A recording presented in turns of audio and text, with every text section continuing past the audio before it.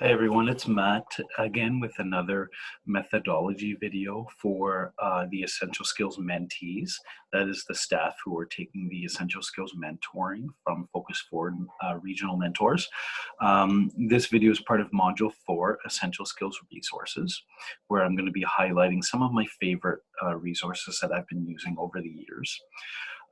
This video, unlike most of the others, will only be in English because this resource is only available in English. The Workwrite series is 7 books of tons and tons of essential skills materials, and they're all translated except 2 of the 7 books. And book 6, Graphs and Charts, is one of the ones that's not been translated.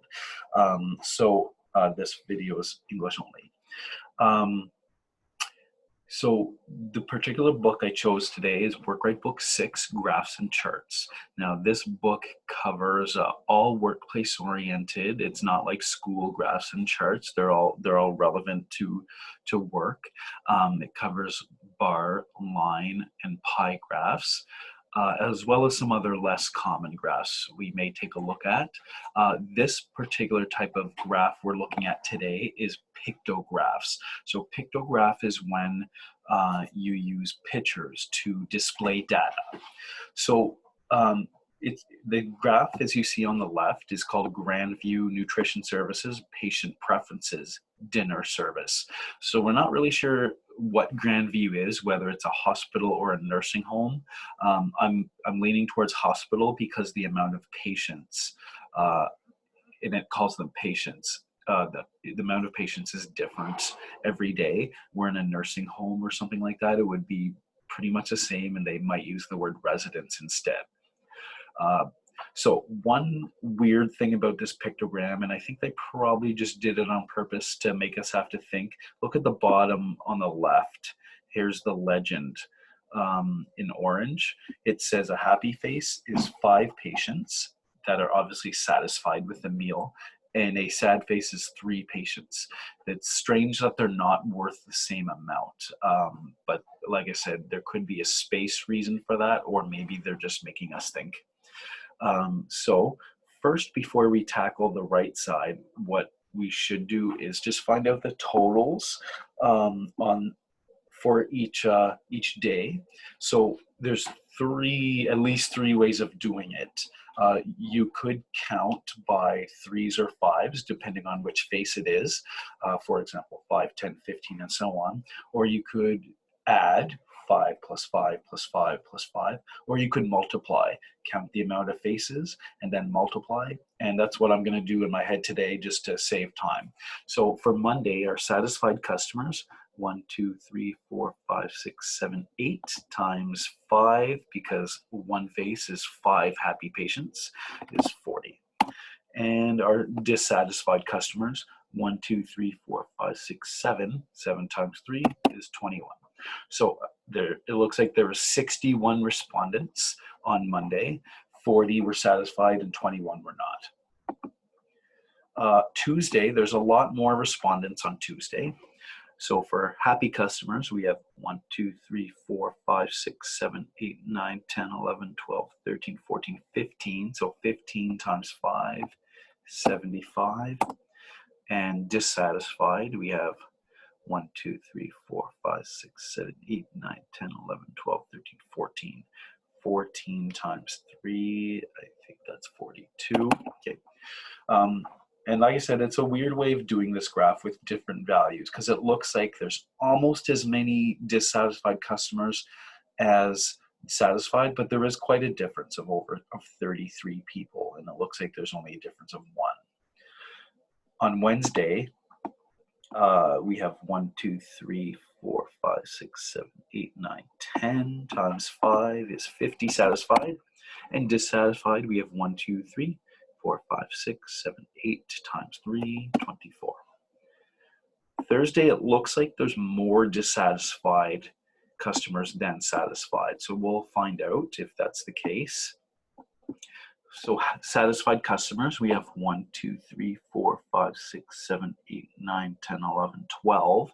So 12 times 5 is 60. And dissatisfied, 1, 2, 3, 4, 5, 6, 7, 8, 9, 10, 11, 12, 13, 14, 15. 15 times 3 is 45. So there are actually more satisfied customers than dissatisfied.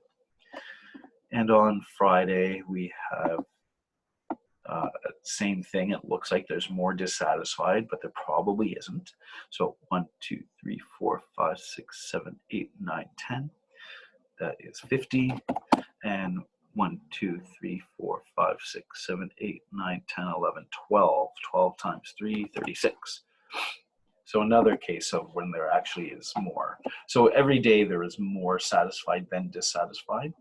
So that's good. Question number 1 on the top right, which meal does this graph report on?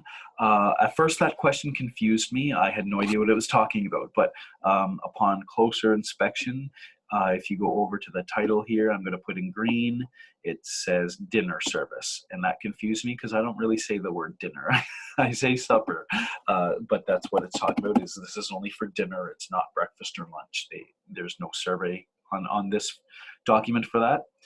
On which day did most patients report satisfaction with their meal? That question you can choose to make more complicated depending on your learners. For right now, we'll just take it at face value and make it easy. In other words, which number has which day has the highest amount of happy faces.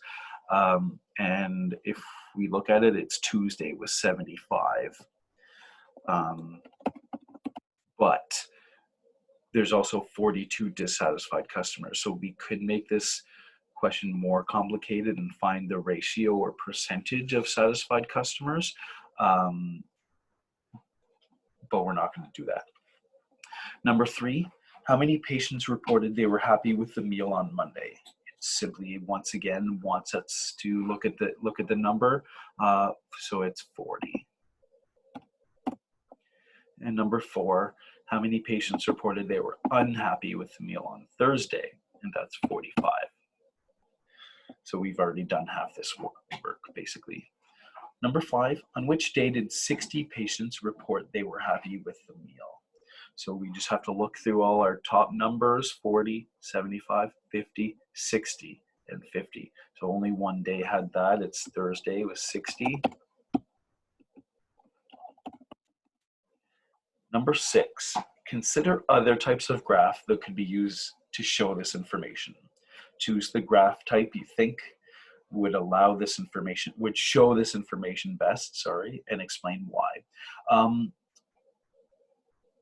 In my opinion, I like the pictographs, but it's a little odd, and it doesn't show you the final kind of relation between satisfied and dissatisfied customers as clearly as a pie graph would.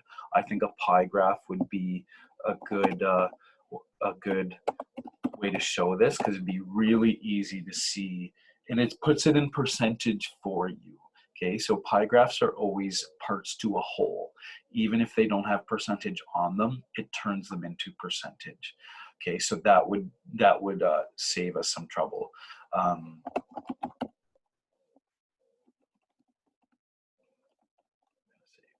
Percentage. A bar graph would also be good, not as good in my opinion, but bar graphs show comparisons really easily. You could have what's called a 2-series bar graph. So for each day you would have 2 bars. Monday would have a satisfied bar and a dissatisfied bar. And it'd be pretty clear if there was a taller bar for each day. The final question is more of a discussion question. Grandview plans to use this graph to make changes to its meal program. What other information would be useful to know to draw conclusions about patient meal preferences? So the graph is good, but on its own, we don't know what to do with it. So there's one key piece of information missing, and you want to kind of draw that out of your learners, saying, what can we do with this graph? And hopefully you can sway them into saying something like, well, we need to know what the food is, what they're eating, what is the meal. On